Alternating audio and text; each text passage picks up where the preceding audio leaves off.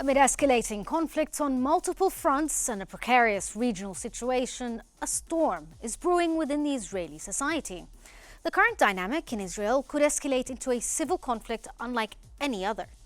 A recent incident involving a Palestinian from the Qalansawi has heightened tensions, prompting National Security Minister Itamar Ben-Gvir to advocate for more aggressive policies, including the arming of Israelis against perceived threats.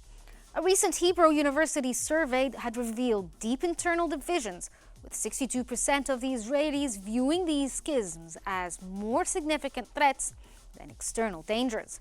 These figures illustrate a nation grappling with complex security challenges. Welcome to Think Tank.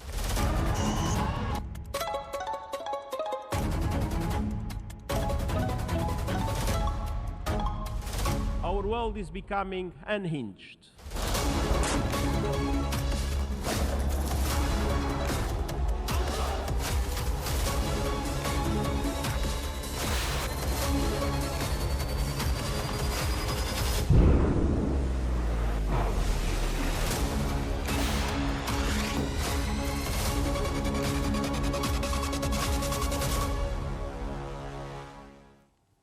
After a truck rammed into a bus stop near Tel Aviv yesterday, Israeli fears of an internal conflict began to spread like wildfire. In response, the National Security Advisor, Itamar Ben-Gvir, endorsed in typical fashion, using violence as a deterrent, which prompted many Israelis to fear that civil unrest could spiral into chaos.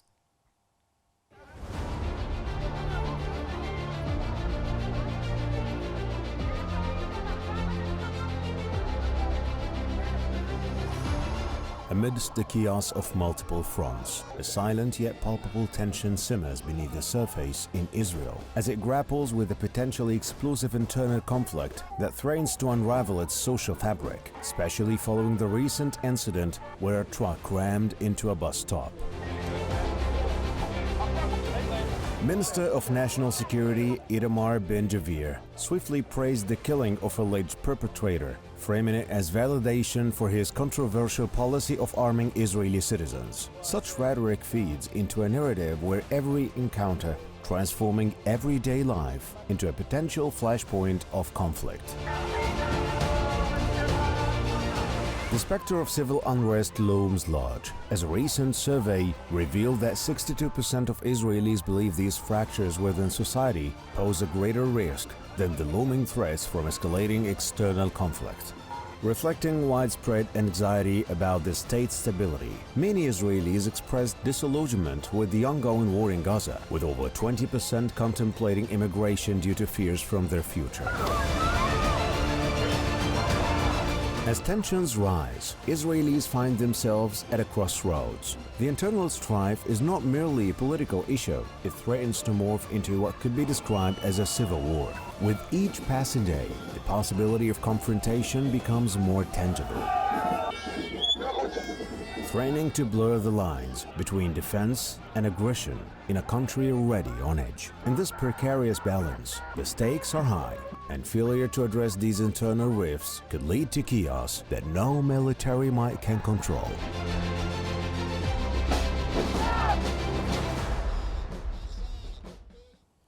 Today we're joined from Jenin by Major General Samir Abahra, a strategic and military expert, and from Cairo we're joined by Dr. Ayman Shaheen, a professor of political science and an expert in Israeli affairs. Thank you both for joining us.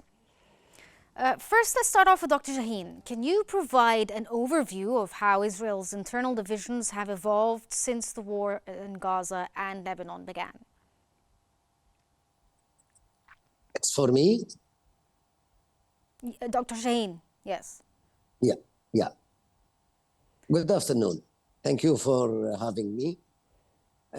Actually, regarding to Israeli internal politics, we should keep in our mind that 20% of the total population of Israelis are Palestinian Arabs. Those citizens, according to the Israeli laws, are citizens. They enjoy all the rights as any Jewish citizen in Israel. That's on according to the laws, but on practice, no, they are the Israeli government. They are dealing with them as a second-class citizens.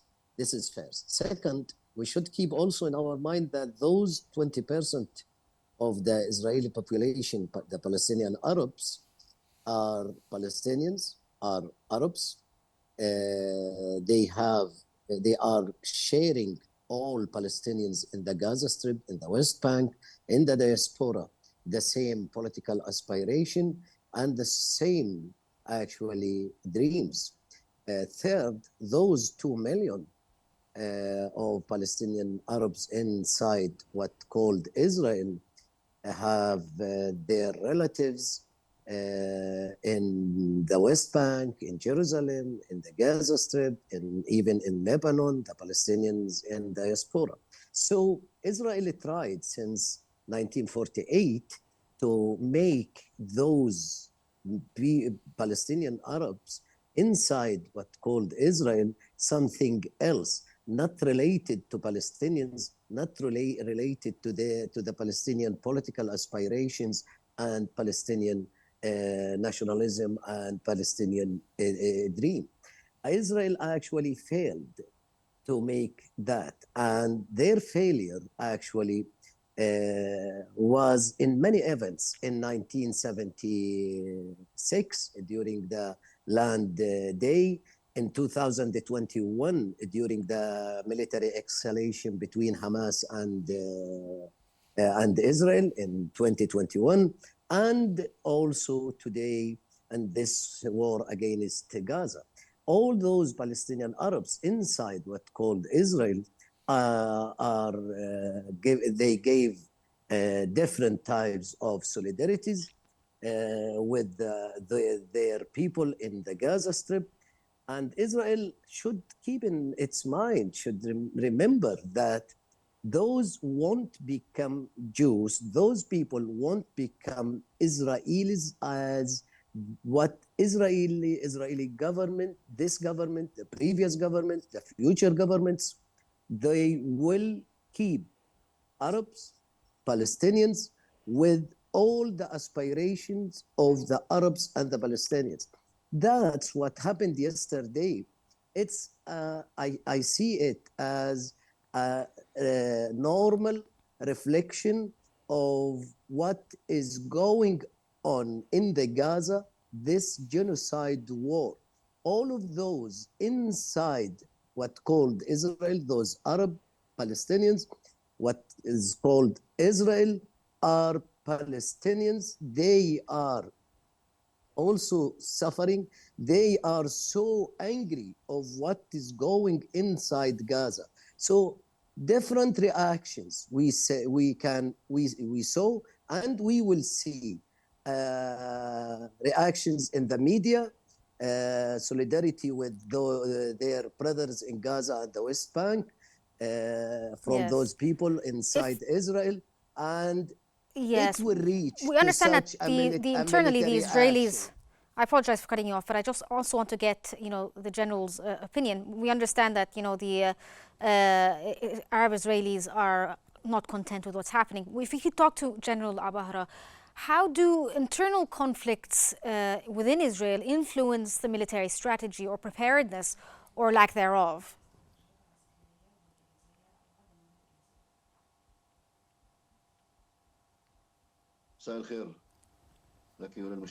Good evening to you and to your dear audience. The Israeli Arabs are part of the Israeli political system. Of course, this is confirmed through their participation in the political life, in the Knesset, and they also take positions, high positions or high offices inside the state of Israel. They represent 30% of the Israeli society, and definitely this will have repercussions on the political and social life in Israel and other matters inside Israel as well. The Israeli Arabs are not involved in the military institution, but they occupy positions in sectors And they are involved in these sectors, which give them an added advantage compared to the other Arabs who are not participating in the military institutions. But at the end of the day, they are Israeli citizens who have the same ID, who have the same rights and responsibilities. So they are part of the political Israeli fiber. So, sir, if I could follow up, General Abara, could you explain if possibly, since they're so integrated within the Israeli society, could they somehow influence military strategy, even if they're not part of the military sector itself?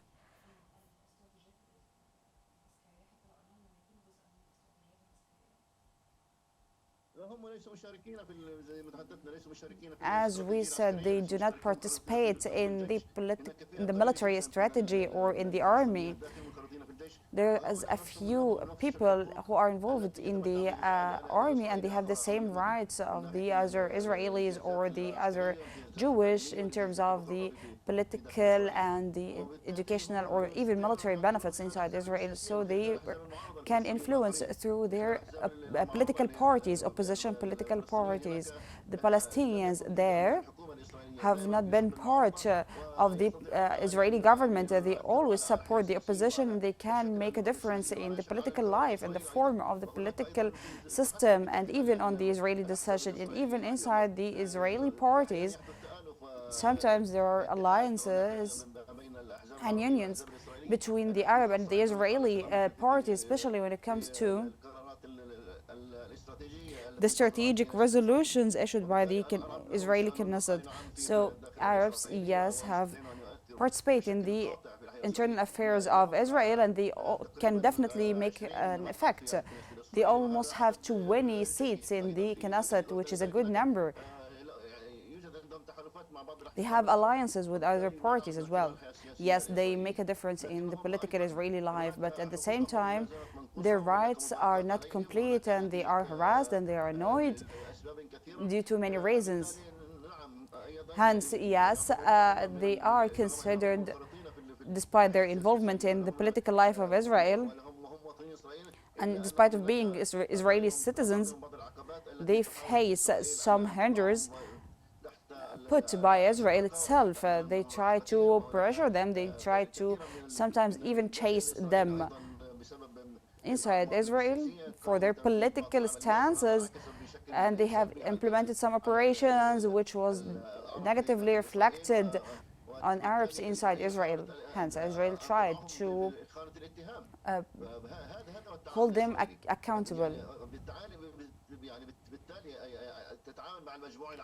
Israel deals with the public in a certain manner due to individual behaviors, which is not subject to any strategic or democratic criteria inside Israel.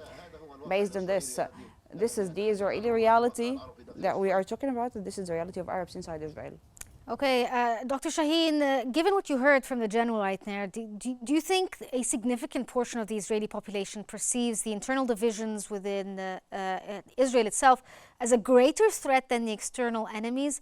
And if so, why? Do you think it's related to what the general had spoken about when it comes to, the idea of difference between, a Jewish Israeli and an Arab Israeli? Let me say one thing. Differences between Jewish Israelis and Arab Palestinian Israelis, it is obvious. Even this state, there is a differences between the Jews who came from the West, the Ashkenazis, and the Jews who came from the East, the Sephardim. The differences are there. Nobody can ignore that. Even there are political parties based on the division of the Jews themselves, the Eastern Jews and the Western Jews. Shas, for example, as a party, it is a party for the Eastern religious Jews, where Agudat Israel is the party for the Western religious Jews. The division is there. Nobody can actually debate on that. This state, the division inside this state is there, even between Jews themselves. So what It's about Arabs, Palestinian Arabs inside what called Israel. Okay, let me mention many things. The first thing, Arabs in general, the great majority of Palestinian Arabs inside what is called Israel are not going to the army. The conscription is they are not going for conscription as they are not joining the army. So some Israelis, the racists, are saying, yeah, because they are not going to the army, so their rights are not full. I'm telling you, what's about thousands of religious Jews inside who are, they call them the students of religious schools. They are not going to the army, but they are enjoying full rights, while Arabs who are not participating in the Israeli army, they are not getting their full rights. Even many of Arabs who are participating in the Israeli army are not getting all of their rights. Okay, Israel is a racist state. There is no doubt that it is a racist state, and this country actually is practicing racism in two levels. Within the internal level inside what called Israel, and within the occupied territories. Absolutely, Dr. Shane. We understand that, you know, that the Israeli state in general is something that believes in, you know, the idea of Jewishness and all of that, and it could be perceived as racism. But the focus here, if you could just like sort of tell us your opinion on if an internal threat for Israel is more significant than perceived external threats from around. Israel and its national security phenomena and its national security concepts are deciding their threats. The threat coming from where? They consider that's according to Herzliya conferences, the annual conferences of Herzliya for national security, for Israeli national security. Not the great majority. You can say all the Israeli generals, all the Israeli security people are considered the threat is coming first from inside what called Israel, those Palestinian Arabs. They consider them in their conferences, and that's issued that such papers every year is issuing from that Herzliya security conference, that Palestinian Arabs are the first threat, then Palestinian in the occupied territories in the West Bank, Gaza Strip, including East Jerusalem, then the neighboring Arab countries, Egypt, Lebanon, Syria, Jordan, even they consider the states who signed peace agreement with them as a threat. Can you imagine such a state, how such a state is thinking? Yes. Okay, then they go to the regional Iran, even they reach to Afghanistan. Those people are actually crazy of security. They are crazy of security. They are exaggerating the concept of their security. You know why? Just to expand their influence and to expand their territories. Now they are looking for West Bank to annex the so basically, you believe that the external threat for them is more of an issue than it is internally. But I have to cut you off there because we need to take a look before we continue our discussions at this report titled Israel's Internal Divisions Explored. So stay with us.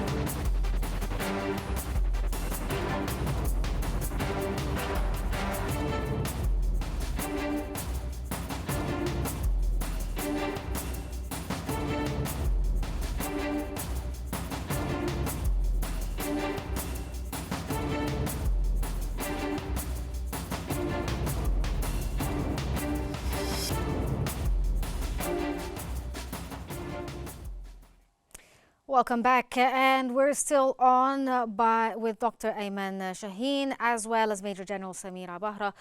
Thank you both for staying tuned with us. But we're going to start off with General Abahra. How should the Israeli government approach the challenges posed by internal divisions from a security standpoint?